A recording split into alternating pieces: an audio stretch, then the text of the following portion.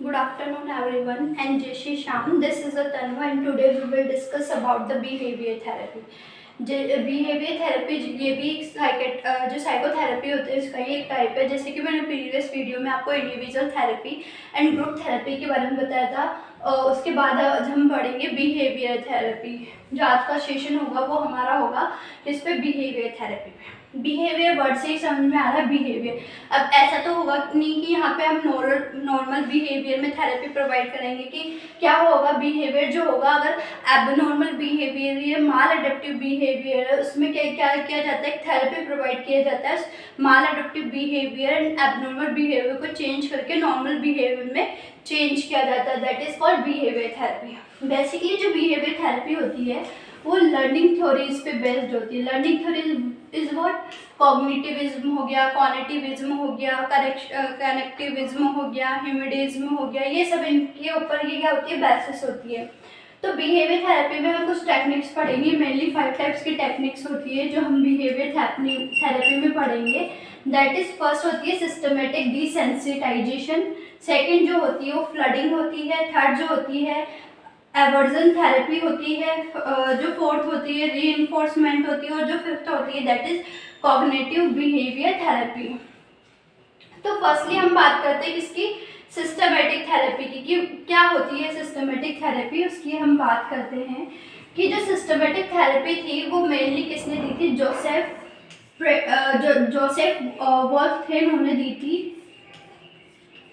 Joseph वो इन 1958 इन्होंने दी थी। जो सिस्टमेटिक थेरेपी होती है ना, इसमें बेसिकली क्या होता है कि इसमें क्या किया जाता है, रिड्यूस किया जाता है। किसको किया जाता है, रिड्यूस, या हम बोल सकते हैं डिक्रीज किया जाता है। इसमें एंजाइटी हो गया, फियर हो गया एंड फोबिया। कि जो सिस्टमेटिक थेरेपी होती है ना, इसमें क्या किया जाता है कि डिक्रीज किया जाता है या रिप्रेस किया जा सकता है किसको, एंजाइटी को, फियर को एंड फोबिया को। यानी जो पर्सन जो कि किससे सफर कर रहे हैं, एंजाइटी हो गया, फियर हो गया, फोबिया हो गया, उन पर्सन में हमें क्या देखने को मिलती है, ये कंडीशन देखने को मिलती है और उसको यहाँ पे क्या किया जाता है, ट्रीट किया जाता है, रिलीज किया जाता है उसकी एंजाइटी को, फियर को, फोबिया को। इसके अलावा जोसेफ वॉल्फ थे, उन्होंने ये भी बताया था कि एक टाइम पे एंजाइटी एंड जो रिलैक्सेशन है वो पॉसिबल नहीं है। यानी अगर किसी पर्सन को क्या है, एंजाइटी है, तो वो पर्सन क्या नहीं हो सकता, रिलैक्स नहीं हो सकता। ऑब्वियसली सही बात है ये कि फॉर एग्जांपल कि कोई पेशेंट है, वो ठीक है, उसको एंजाइटी हो रही है, उसको घबराहट हो रही है, उसको बोल सकते फियर हो रहा है किसी चीज़ का, तो वो क्या रिलैक्स हो पाएगा, नहीं हो पाएगा। उसको हम कितनी भी कोशिश कर ले रिलैक्स करने की, वो रिलैक्स नहीं होगा। अगर कोई पर्सन रिलैक्स है तो उस रिलैक्स पर्सन में एंजाइटी हमें कभी देखने को नहीं मिलेगी। तो जोसेफ जो वॉल्फ थे, उनका कहना था कि अगर किसी पर्सन को एंजाइटी है तो वो क्या नहीं हो सकता, रिलैक्स नहीं हो सकता। अगर किसी को रिलैक्स है तो वो एंजाइटी नहीं हो सकती। ठीक है। इसके अलावा उन्होंने एक और बात कही थी कि अगर क्या होता है कि उसको ज़्यादा एंजाइटी देखने को मिल रही है तो हम कितने भी कोशिश कर ले हम उसे ट्रीट नहीं कर पाएंगे, क्योंकि वहाँ पे उसको क्या होगी, वीकनेस या बोल सकते हैं टायर्डनेस हमें वहाँ पे देखने को मिलेगी। ठीक है। इसके अलावा जो डिसेंसिटाइजेशन जो थेरेपी होती है, इसके मेनली 4 स्टेप्स हमें देखने को मिलते हैं। 4 स्टेप्स होते हैं इसके अंदर। फर्स्ट जो होता है वो होता है मेनली कि क्या करना, आइडेंटिफाई करना द फियरफुल ट्रिगर्ड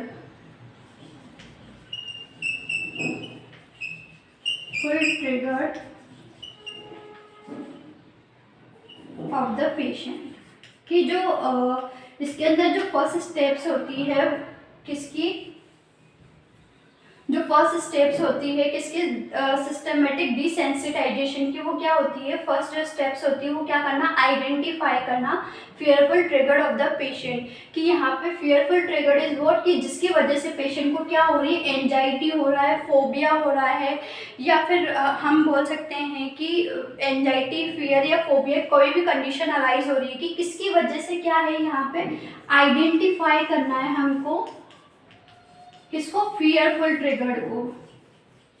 यानी जिसकी वजह से क्या हुई है, एंजाइटी देखने को मिल रही है। अब यहाँ पे क्या होगा कि जो साइकोथेरेपिस्ट या जो थेरेपिस्ट होंगे वो क्या करेंगे, उसकी पास्ट मेडिकल हिस्ट्री हो गई, इसके अलावा प्रेजेंट मेडिकल जो हिस्ट्री होगी उसको असेस करेंगे और उसके बिहाफ पे उसको ट्रीटमेंट प्रोवाइड करेंगे। फॉर एग्जांपल कि अगर पेशेंट का जो ट्रिगर्ड है, फियरफुल ट्रिगर्ड, वो क्या है, एक डॉग है। कौन है, डॉग है।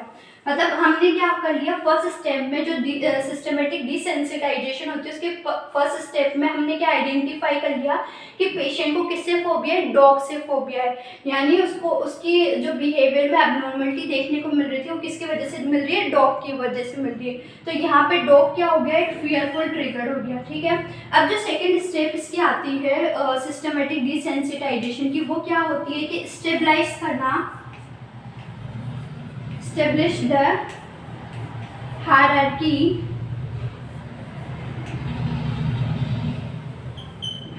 fearful trigger in the patient। कि हमें फर्स्ट स्टेप में तो ये पता चल गया कि पेशेंट को किससे फियर है, डॉग से फियर है, यानी इसका फियरफुल ट्रिगर कौन है, डॉग है। अब सेकेंड स्टेप में हम क्या कराएंगे कि स्टेबलाइज करेंगे हायरार्की जो फियरफुल ट्रिगर होता है पेशेंट में। अब यहाँ पे बोल रहा है कि हायरार्की फियरफुल ट्रिगर पेशेंट में हम केसेस करेंगे कि तो इसमें क्या बनाई जाती है, एक लेवल ऑफ एंजाइटी। हम यहाँ पे क्या बनाएंगे, एक लेवल ऑफ एंजाइटी का क्या बनाएंगे, ग्राफ बना सकते हैं, चार्ट हम इसे बोल सकते हैं लेवल ऑफ एंजाइटी। यानी उसको असेस करेंगे कि हमने कहा है ना कि डॉग का भैया फोबिया है उस पर्सन को, ठीक है, और डॉग का फोबिया है तो उस फोबिया के रिगार्डिंग हम क्या बनाएंगे, उसकी एंजाइटी लेवल बनाएंगे कि उसको कितना एंजाइटी हो रहा है। तो जो लेवल ऑफ एंजाइटी होती है वो मेनली क्या होती है, least provoking anxiety to high provoking anxiety, हम इसे क्या करेंगे, एनालिस्ट करेंगे। यानी लिस्ट प्रोवोकिंग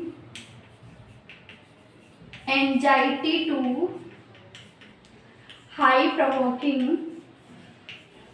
एंजाइटी। ठीक है, यहाँ पे क्या कहा है हमने सेकेंड स्टेप में कि हायरार्की के अकॉर्डिंग उसको हम क्या देंगे, यहाँ पे लिस्ट करेंगे उसको कि उसका एंजाइटी लेवल कितना है कितना है। तो फर्स्ट क्या करेंगे, लिस्ट जो प्रोवोकिंग एंजाइटी टू हाई, यानी सबसे कम एंजाइटी उसको किस वजह से हो रही है, किस चीज़ से। तो इसका फियरफुल ट्रिगर कौन हो गया, एक डॉग है। ठीक है, तो अब थेरेपिस्ट यहाँ क्या करेगा, उस पर्सन को कहेगा कि आप थिंक करो किसके बारे में, डॉग के बारे में। ठीक है, फर्स्ट थेरेपिस्ट पेशेंट को क्या करेगा, सोचो आप कुत्ते के बारे में सोचो या डॉग के बारे में सोचो कि उसकी वजह से आपको डर लग रहा है। अगर पेशेंट कहता है कि हाँ उसको डॉग की वजह से डर लग रहा है, मतलब ये क्या हो गई, लिस्ट प्रोवोकिंग, यानी सबसे नीचे वाला जो लिस्ट में बोल सकते हैं कि थिंकिंग की वजह से उसे कम डर लग रहा है। ठीक है, अब थेरेपिस्ट कहेगा कि इसकी फोटो या कोई पिक्चर को देखने से उसको डर लग रहा है तो ये उससे ज़्यादा एंजाइटी होगी वहाँ पे। अगर उसको जैसे कोई पर्सन्स होगा आपस में टॉक कर रहे हैं, कुत्ते के बारे में बातें कर रहे हैं, तो उसकी वजह से उसको ज़्यादा डर देखने को मिलेगा। ठीक है, इसके अलावा मान लो उसने सीन कराया है कुत्ते को कहाँ पे, डिस्टेंस पे, मतलब बोल सकते हैं कि जैसे फॉर एग्जांपल वो घर पे है तो उसको छत से कहीं गली के बाहर उसको कुत्ता दिख गया तो वहाँ पे उसका एंजाइटी लेवल कितना होगा, हाई होगा। इसके अलावा मान लो उसके सामने है, जस्ट मतलब जैसे मैं खड़ी हूँ और मेरे सामने यहाँ पे डॉगी है तो उससे उसको कितना एंजाइटी होगा, तो वो यहाँ पे क्या किया जाता है, असेस किया जाता है, स्टेबलाइज किया जाता है कि उसका जो एंजाइटी लेवल है वो कितना है, कम है कि ज़्यादा है, किस किस चीज़ से उसको ज़्यादा डर लग रहा है, तो वो हम यहाँ आइडेंटिफाई करेंगे। दैट इज जो सेकेंड स्टेप होती है वो होती है mainly stabilize the hierarchy fearful trigger in patient. अब इसका क्या करूँ, एक बेस्ट एग्जांपल अगर मैं दूँ इसका कि वो क्या होगा कि आपने तारक मेहता का उल्टा चश्मा देखा होगा, उसमें एक एपिसोड था शेरू वाला, तो वहाँ पे शेरू आता है तो जो जेठालाल होता है उसको क्या लगता है, डर लगता है, उसको फोबिया होता है कुत्ते से कि बचपन में होगा उसके साथ कुछ हुआ होगा ऐसा इंसिडेंट। तो वो क्या करता है कि जब उस कुत्ते को देखता है, फियरफुल ट्रिगर उसका डॉगी हो गया, ठीक है, तो वो जब वो कुत्ते को देखता है तो उसको कम पहले सोचता है तो कम डर लगता है। मान लो उसने किसी फोटो में उसको देख लिया हो कहीं पे तो उसको ज़्यादा डर लगता है, उसको दूर से देख रहा है तो उससे ज़्यादा डर लग रहा है, इसके अलावा उसको सामने खड़ा देख रहा है तो उसकी सिट्टी पिट्टी गुल हो जाती है। तो वो यहाँ पे वो भी क्या हुआ है कि उसको फोबिया है उस चीज़ का, ठीक है, तो वो यहाँ देखने को मिलता है। इसके अलावा बात करें हम इसकी जो थर्ड स्टेप्स आती है वो कौन सी होती है, ट्रेनिंग एंड रिलैक्सेशन।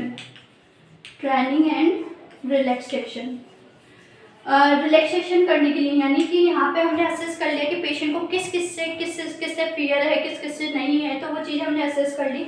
अब यहाँ पे पेशेंट को हम क्या करेंगे, रिलैक्स करेंगे, क्योंकि अगर हम उसको थेरेपी देंगे तो हम एंजाइटी लेवल में तो उसको थेरेपी दे नहीं सकते, तो उसकी एंजाइटी को कम करने के लिए पहले उसको बिल्कुल पेशेंट को रिलैक्स करेंगे, मे बी उसको मसल्स रिलैक्सेंट देंगे, उसको योगा करने के लिए कहेंगे, उसको एक्सरसाइज करने के लिए यहाँ कहेंगे, ब्रीथिंग एक्सरसाइज करने के लिए उसे कहा जाएगा, किसके लिए, रिलैक्स होने के लिए।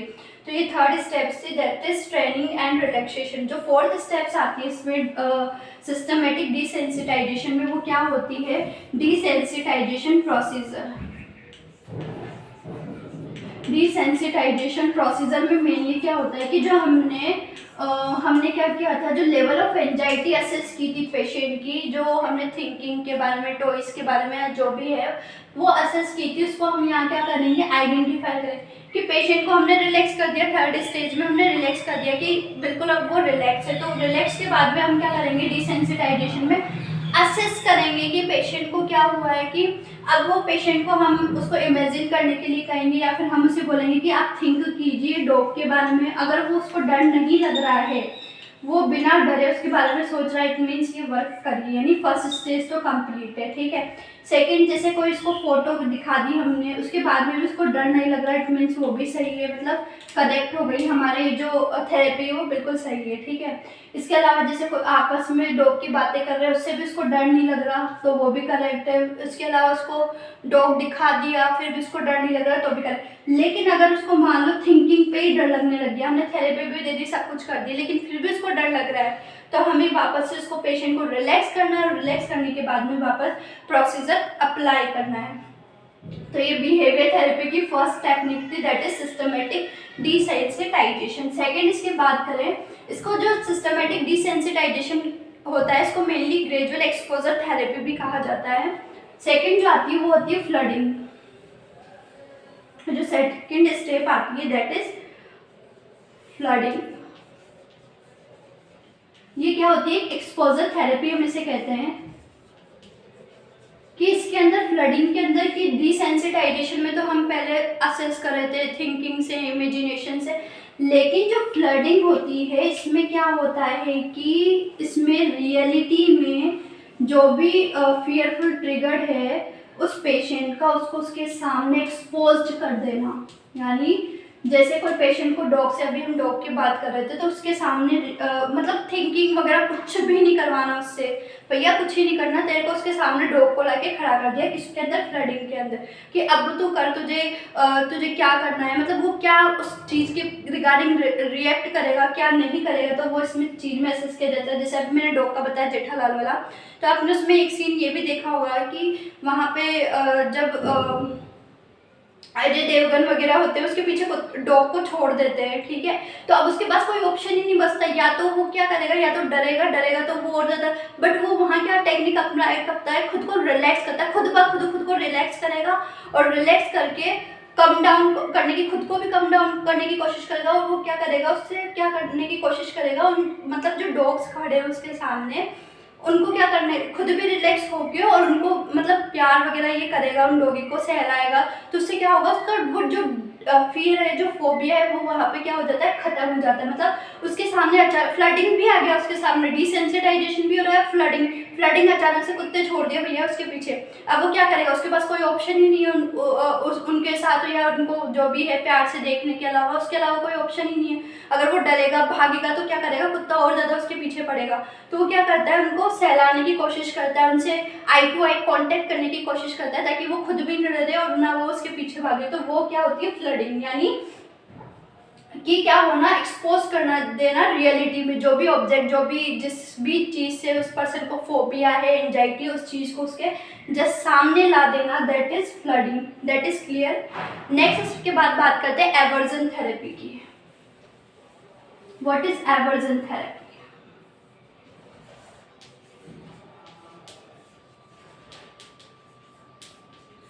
जैसे हमने बात की किसकी, सिस्टमेटिक डिसेंसिटाइजेशन की बात कर ली, फ्लडिंग की बात कर ली, अब बात करते हैं एवर्जन थेरेपी।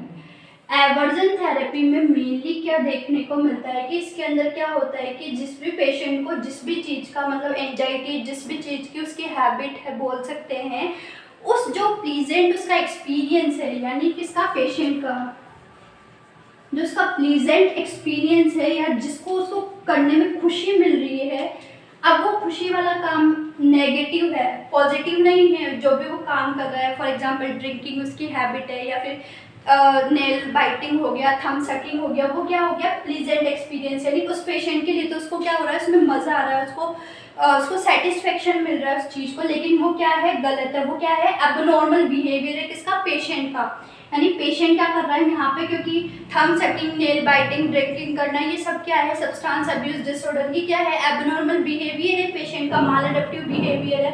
तो उस जो प्लीजेंट एक्सपीरियंस है, जो कि एबनॉर्मल बिहेवियर हम कह सकते हैं पेशेंट का, उसको किस में कन्वर्ट करना, प्लीजेंट एक्सपीरियंस को अनप्लीजेंट एक्सपीरियंस में कन्वर्ट करना। अब क्या होगा कि भैया प्लीजेंट एक्सपीरियंस को, जैसे हम कोई ड्रग एब्यूज़ कर रहा है, या फिर बोल सकते हैं अल्कोहल यूज़ कर रहा है, थंब सकिंग वाला पेशेंट है, तो हम उसे डायरेक्ट नहीं कह सकते भैया अंगूठा चूसना छोड़ दे, या थंब सकिंग करना छोड़ दे, या अल्कोहल पीना छोड़ दे, क्योंकि नहीं, हमें पता वो क्यों मानेगा, अपनी बात नहीं मानेगा ना। तो वहाँ पे जो थेरेपिस्ट होते हैं वो क्या करते हैं कि उसके जो प्लीजेंट एक्सपीरियंस है उसको अनप्लीजेंट एक्सपीरियंस में कन्वर्ट करने के लिए वो यहाँ क्या करते हैं, एक्सटर्नल स्टिमुलाई ऐड करते हैं, या फिर बोल सकते हैं अनप्लीजेंट स्टिमुलाई, यहाँ पे अनडिजायरेबल या अनप्लीजेंट स्टिमुलाई हम बोल सकते हैं, एंड अनडिजायरेबल स्टिमुलाई वो क्या करते हैं, ऐड करते हैं। अब इसमें क्या होगा कि यहाँ पे पेशेंट को नहीं बताया जाता है कि उसके साथ ये होने वाला है, या हम उसके साथ ये करने वाले हैं। अगर उसको ऑलरेडी पता होगा तो वो मे बी उस चीज़ को कभी एक्सेप्ट ही नहीं करेगा, लेकिन यहाँ पे बिना पेशेंट को इन्फॉर्म किए, बिना उसको बताए, यहाँ पे जो थेरेपिस्ट होता है उसके जो प्लीजेंट एक्सपीरियंस है, यानी उसका जो एबनॉर्मल बिहेवियर है, उसको वो अनप्लीजेंट एक्सपीरियंस में चेंज करने के लिए यहाँ पे अनडिजायरेबल स्टिमुलाई का क्या करता है, यूज़ करता है। फॉर एग्जाम्पल अब ये कैसे होगा कि फॉर एग्जाम्पल किसी पेशेंट को क्या है, थंब सकिंग का शौक है, ठीक है,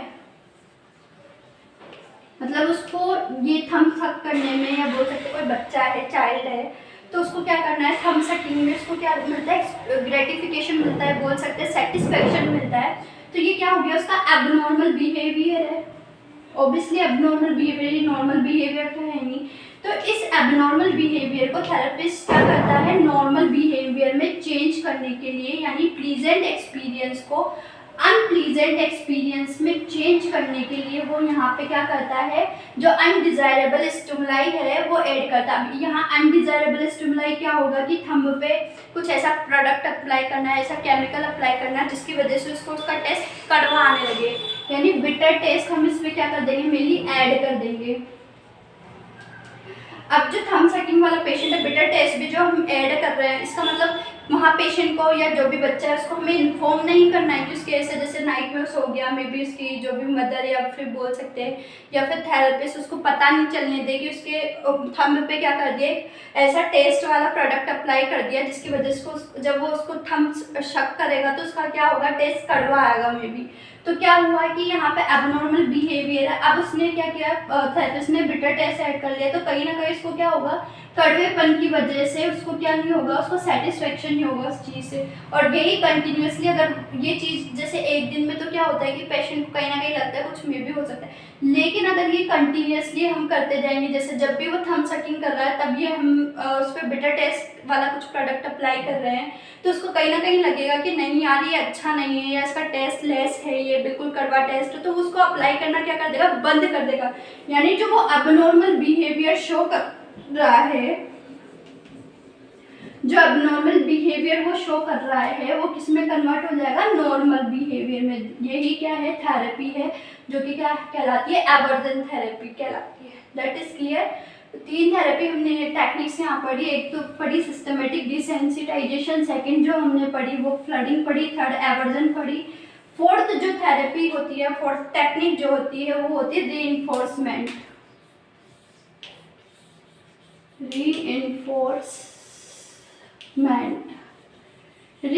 रीइंफोर्समेंट यानी ऐसा फोर्स अप्लाई करना, ऐसा मतलब पेशेंट को उत्तेजित करना हम इसे बोल सकते हैं रीइंफोर्समेंट, यानी मतलब जो पेशेंट का अबनॉर्मल जो बिहेवियर वो शो कर रहा है,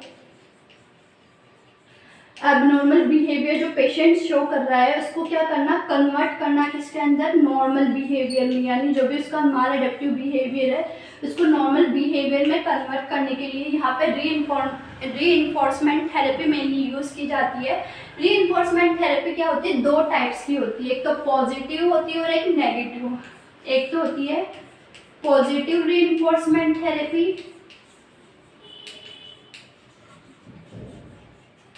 थेरेपी और दूसरी होती है नेगेटिव। पॉजिटिव में क्या होगा कि कोई भी चाइल्ड हुआ, जैसे अभी मैंने थंब सकिंग या नेल बाइटिंग की हम यहाँ बात कर लेते हैं कि नेल बाइटिंग वो बच्चा करता है, ठीक है, वो क्या हो गया, उसका एबनॉर्मल बिहेवियर हो गया। अब उसको थेरेपिस्ट ट्रीट करने के लिए क्या करेगा कि पॉजिटिव रीइंफोर्समेंट तो उसको रिवॉर्ड देगा कि अगर तुम ये नहीं करोगे तो तुम्हें ये इनाम मिलेगी, कैंडी मिलेगी, चॉकलेट मिलेगी। तो वो क्या हुआ, पॉजिटिव रीइंफोर्समेंट, एक पॉजिटिविटी का यूज़ करके उस थेरेपी को क्या करना, अप्लाई करना है, उसके एबनॉर्मल बिहेवियर को नॉर्मल बिहेवियर में चेंज करना है। दूसरा जो होता है नेगेटिव रीइंफोर्समेंट, मतलब जो उसका नेगेटिव बिहेवियर है, मतलब जो उसका एबनॉर्मल बिहेवियर उसको नॉर्मल बिहेवियर में चेंज करने के लिए यहाँ पे नेगेटिव रीइंफोर्समेंट में क्या होता है कि जैसे पनिशमेंट हो गया, पनिशमेंट या फिर डांट के उस पेशेंट को कहना कि नहीं तुम्हें ये नहीं करना है, तुम्हें चाटा पड़ेगा या जो भी है, तुम्हें पीटा जाएगा, या फिर पनिशमेंट दी जाएगी अगर तुमने नेल बाइटिंग की। तो वो क्या होता है नेगेटिव। दो टाइप्स का हो गया, पॉजिटिव और नेगेटिव, यानी उसके नॉर्मल बिहेवियर को नॉर्मल बिहेवियर में चेंज करने के लिए रीइंफोर्समेंट थेरेपी यूज़ की जाती है, जो कि एक पॉजिटिव होता है एक नेगेटिव। पॉजिटिव में रिवॉर्ड वगैरह ये देकर उसको थेरेपी प्रोवाइड की जाती है, जबकि नेगेटिव में पनिशमेंट वगैरह देकर उसको थेरेपी प्रोवाइड की जाती है। फोर्थ जो थेरेपी आती है या फोर्थ टेक्निक जो आती है वो होती है cognitive behavioural therapy, that is cognitive behaviour therapy. ठीक है, यह वर्ड से समझ में आ रहा है। कॉग्निटिव मतलब उसकी जो भी थिंकिंग, जो भी मेंटल थिंकिंग हो गई इसकी, इसके अलावा उसका जो भी आइडियाज़ हो गए। अब ये क्या हुए, नेगेटिव हुए कि नेगेटिव आइडियाज़ नेगेटिव थिंकिंग की वजह से क्या करेगा, जो पेशेंट होगा वो क्या करेगा, may be abnormal behaviour show करेगा। कि फॉर एग्जांपल किसी पेशेंट के माइंड में ये है कि मतलब उसको कोई प्यार नहीं करता, सब गुस्सा ही गुस्सा करते हैं उस पर, तो कहीं ना कहीं उसकी नेगेटिव थिंकिंग बनेगी लोगों के रिगार्डिंग, और वो नेगेटिव थिंकिंग उसके बिहेवियर पे अफेक्ट डालेगी ऑब्वियसली। जैसे हमने साइकोलॉजी में बॉडी माइंड रिलेशनशिप पढ़ा था कि अगर बॉडी पे कुछ इफेक्ट होता है तो उसका बिहेवियर, उसका इफेक्ट हमारे माइंड पे भी पड़ता है, अगर माइंड पे कुछ होता है तो उसका बॉडी पे भी पड़ता है। उसी प्रकार कॉग्निटिव जो बिहेवियर थेरेपी होती है, इसमें क्या होता है कि अगर उसकी थिंकिंग जो है नेगेटिव है, उसके आइडियाज़ नेगेटिव है, तो कहीं ना कहीं उसका जो बिहेवियर होगा वो भी एबनॉर्मल या माल एडेप्टिव बिहेवियर शो करेगा पेशेंट। जैसे मैंने अभी बताया कि उसको कहीं ना कहीं लगता है कि लोग उसको हेट करते हैं, तो वो क्या करेगा, अपने बिहेवियर में चेंज करेगा, वो किसी से बोलेगा नहीं, खुद अलग ही रहेगा। अगर कोई उसको कुछ कह भी रहा है तो चिल्ला के जवाब देगा, गुस्से में जवाब देगा, दैट इज कॉग्निटिव बिहेवियर। इसमें क्या होती है, मेनली दो अप्रोचेस देखने को मिलती है इसके अंदर, दैट इज कॉग्निटिव अप्रोचेस के बिहाफ पे जो कॉग्निटिव बिहेवियर थेरेपी होती है वो मेनली दो टाइप्स की होती है, that is cognitive technique and behaviour technique. Sorry कि जो कॉग्निटिव बिहेवियर थेरेपी होती है मेनली दो टाइप्स की होती है अप्रोचेस के बिहाफ पे, दैट इज कॉग्निटिव टेक्निक और बिहेवियर टेक्निक। अब जो कॉग्निटिव टेक्निक होती है ये मेनली दो टाइप्स की होती है। एक तो होती है स्टॉप थिंकिंग या थिंकिंग स्टॉप बोल सकते हैं, स्टॉप थिंकिंग हम इसे बोल सकते हैं, स्टॉप थिंकिंग। और दूसरी होती है कॉग्निटिव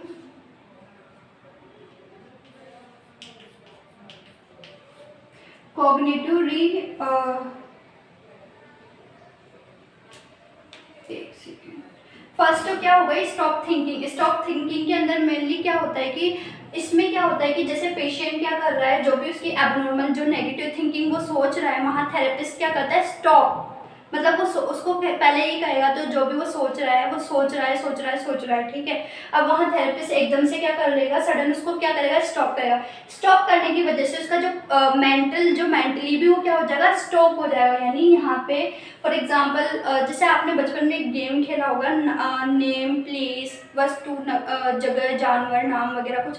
तो उसमें क्या होता है कि जैसे जो भी ग्रुप होता है उसमें क्या होता है कि जैसे एक पर्सन को बोल दिया जाता है कि हाँ आपको जो भी वर्ड्स होते हैं या फिर बोल सकते हैं कि आपको माइंड में थिंक करना है, काउंटिंग में भी वो हो सकती है, कुछ भी हो सकता है। तो उसके रिलेटेड जैसे बी पे स्टॉप हुआ है ना, तो वो वहाँ पे क्या करते हैं कि वो मन में रिपीट करता जाता है, वो थिंकिंग करता रहता है। तो सामने वाला क्या कर देता है, स्टॉप कर देता है अचानक से। तो वो चीज़ यहाँ देखने को मिलती है, जो स्टॉप थिंकिंग होती है इसके अंदर। जो स्टॉप थिंकिंग होती है इसमें क्या करता है, पर्सन सोचता रहता है। तो वो क्या करता है, जो थेरेपिस्ट होता है वो क्या कर देता है, उसको स्टॉप कर देता है कि मतलब उसकी जो मेंटल जो वो सोच रहा है उसकी वजह से उसकी जो मेंटल स्टेटस होता है वो भी स्टॉप हो जाता है। जो भी वो नेगेटिव, जो भी उसके माइंड में नेगेटिव थिंकिंग आ रही है वो भी वो क्या हो जाती है, स्टॉप हो जाती है। फिर नेक्स्ट आती है cognitive restructuring. Cognitive restructuring cognitive restructuring में मेनली क्या होता है, दो देखने को मिलती है। मतलब इसमें ऐसी चीज़ देखने को मिलती है रिस्ट्रक्चरिंग के अंदर कि इसमें पेशेंट क्या होता है कि उसके कहीं ना कहीं नेगेटिव थॉट्स की वजह से या एबनॉर्मल बिहेवियर की वजह से उसकी थिंकिंग ऐसी बनी रहती है। फॉर एग्जांपल जैसे मतलब नेगेटिव थिंकिंग में वो रहता है स्पेशली इसमें। तो इसमें थेरेपिस्ट क्या करता है, थेरेपी प्रोवाइड करता है। अब कैसे होता है वो भी देख लेते हैं कि जैसे बिफोर थेरेपी से पहले, तो जैसे फॉर एग्जांपल एक पेशेंट है या पर्सन बोल सकते हैं जो कि किसी जैसे कॉलेज के अंदर उसको एक प्रोसीजर मिला है कि उसको आपको करना है। तो उसके माइंड में कहीं ना कहीं रहेगा, यार मेरे से तो ये हो नहीं पाएगा, मैंने तो कभी ऐसा किया नहीं, और मेरे से भी कहीं अच्छे लोग हैं जो इसे अच्छे से प्रेजेंट कर पाएंगे। तो कहीं ना कहीं वो डाउन हो जाता है, मतलब कहीं ना कहीं वो खुद को लॉस फील करने लगता है। तो वहीं अगर ये जो कॉग्निटिव रिस्ट्रक्चरिंग जो थेरेपी होती है वो मेनली जब पेशेंट को प्रोवाइड की जाती है, तो कहीं ना कहीं उसका जो मोटिवेशन उसको मिलता है, उसका कॉन्फिडेंस लेवल वहाँ बढ़ता है कि वो उसको थिंक करता है नहीं यार मैं भी हार्ड वर्क करूँगा, मैं भी अच्छा प्रेजेंटेशन वहाँ दे सकता हूँ, अच्छे से प्रेजेंट कर सकता हूँ, मैं भी कई चीज़ें इसमें ऐड हो सकती है। तो वो क्या होगी इसमें, इसको डायरेक्टली कह सकते हैं कि नेगेटिव थिंकिंग इसमें कन्वर्ट हो जाती है पॉजिटिव थिंकिंग में इस थेरेपी के अंदर, दैट इज कॉग्निटिव रिस्ट्रक्चरिंग। फिर नेक्स्ट आती है हमारी जो टेक्निक आती है वो बिहेवियर टेक्निक होती है। अब बिहेवियर टेक्निक में क्या होता है कि मेनली पेशेंट को रिलैक्स करके मतलब रिलैक्सेशन दिया जाता है उसको। इसके अलावा डाइवर्जन थेरेपी पेशेंट को दी जाती है, तो सब इसमें अप्लाई की जाती है। तो बिहेवियर थेरेपी मेनली 5 टेक्निक्स इसमें देखने को मिलती है। सिस्टमेटिक डिसेंसिटाइजेशन फ्लडिंग हो गई, एवर्जन थेरेपी मेनली दी जाती है। इसके अलावा रीइंफोर्समेंट दी जाती है, कॉग्निटिव बिहेवियर थेरेपी इसमें दी जाती है। धन्यवाद।